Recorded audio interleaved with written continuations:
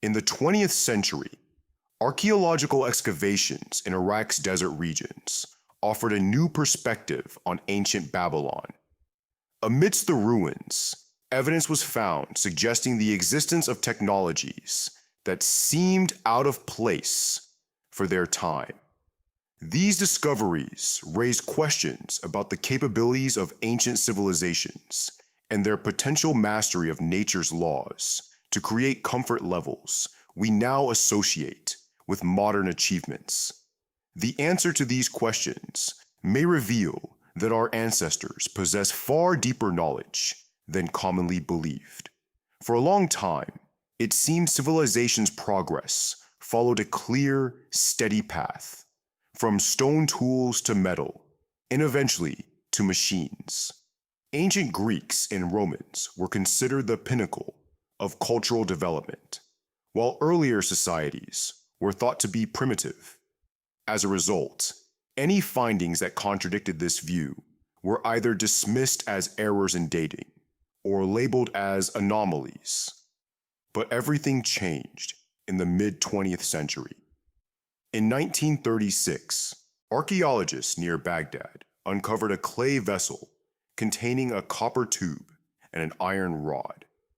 2 years later, researcher Wilhelm Koenig proposed an audacious theory. This could be an ancient battery.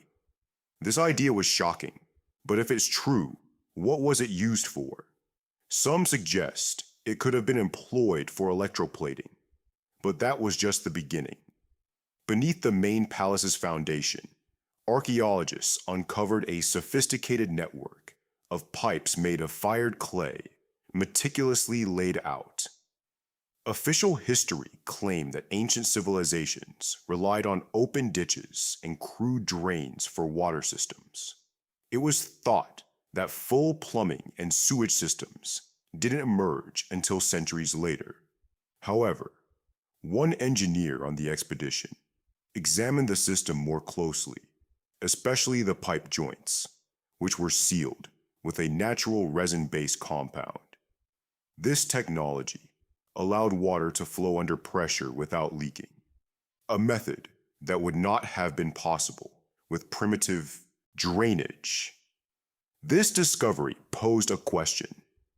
Could ancient Babylonians have used engineering techniques we typically associate with the industrial age? As the team examined residential areas, they uncovered the home of a wealthy merchant. Inside, they found unusually transparent glass plates. These objects, smooth and almost perfect, with a slight thickening in the center, defied the conventional belief that ancient glass was always rough and cloudy, suitable only for simple vessels or cheap jewelry. Historians have long claimed that true optical lenses didn't exist until the Middle Ages, but an accidental discovery changed that. One archaeologist placed a glass plate over a clay tablet inscribed with cuneiform writing, and the text became large and clear. It turned out to be a magnifying lens. This indicated that the Babylonians understood light refraction long before optics was formally recognized as a science. What else might they have known? Could they have used such tools to study texts, drawings, or even celestial movements? In one workshop, archaeologists discovered drills made from a corrosion-resistant alloy. Conventional wisdom holds that ancient craftsmen worked primarily with soft copper or bronze. The fact that Babylonians were able to process hard stones like granite is usually explained by prolonged friction and abrasive sand. But the marks on the stone slabs of Babylon suggested more advanced technology. Perfectly even, deep grooves stretched across the stone, grooves that could not have been made by a soft tool or primitive friction. A stone processing specialist noted that such marks could only be produced by hard metal rotating at high speed, essentially a modern milling cutter. If mechanical methods were used in antiquity, it would radically alter our understanding of technological history. While investigating the workshops, the team found an even more perplexing artifact, a bronze device with gears. Time had nearly destroyed it, but the surviving parts indicated it was more than just decoration or a toy.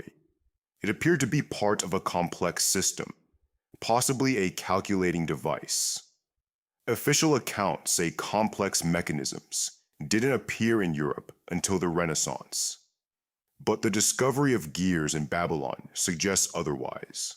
Babylonian engineers might have created devices to calculate celestial movements. But the most remarkable find came in the center of the ancient city. After a heavy rain, the ground shifted, and a worker led archaeologists to a collapsed area. From the exposed soil, the edge of a massive slab coated in hardened resin was visible.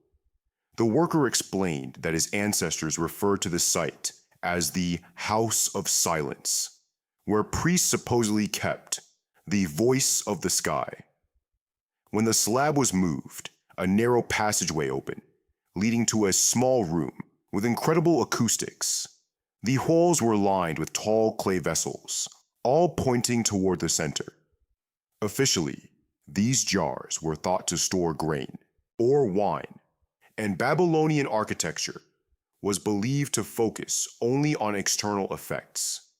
But when someone stood in the middle of the room and spoke, even a whisper was amplified many times, as though by a powerful speaker.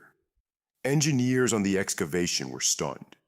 The shape of the vessels and the walls had been designed with such precision that it seemed the room had been created using acoustic principles.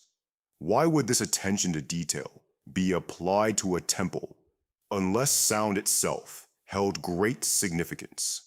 Could this have been a space for assemblies or court proceedings where the ruler's voice could be heard clearly without effort?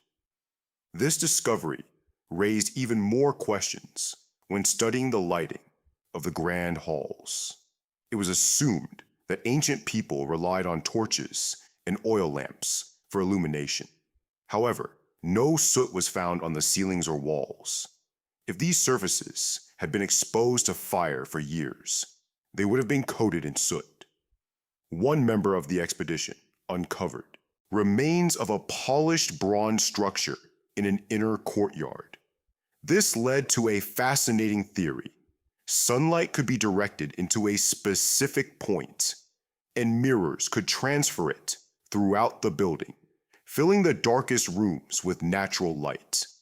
Essentially, the Babylonians may have had an ancient system of light channels illuminating underground rooms using mirrors. This discovery suggested that Babylonian engineers had devised a method for maximizing natural light in a way we didn't think possible in antiquity. The everyday life of the Babylonians was no less surprising. In one residential home, archaeologists discovered a stone bathtub with two pipes running to and from it. Beneath the tub was a small chamber for smoldering coals, essentially functioning as a primitive water heater. This system allowed for warm baths, a level of comfort that wouldn't be common in Europe until 2,000 years later. In the kitchen of another home, a copper cauldron with a thin silver coating was found. While silver coatings are often dismissed as decorative, silver has antibacterial properties and helps keep water fresh for longer. This suggests that the Babylonians were aware of the health benefits of certain metals and consciously used them to preserve food and water. The more we study these findings, the clearer it becomes. Ancient Babylon wasn't a primitive civilization, but one that had mastered sophisticated engineering. Their water systems, lighting methods, and heating solutions all reflect a rational approach to organizing life. The city wasn't a relic of backward thinking, but evidence of a highly developed society that understood how to create comfort without harming the environment. As archaeologists dug deeper, They uncovered more insights into Babylon's urban planning.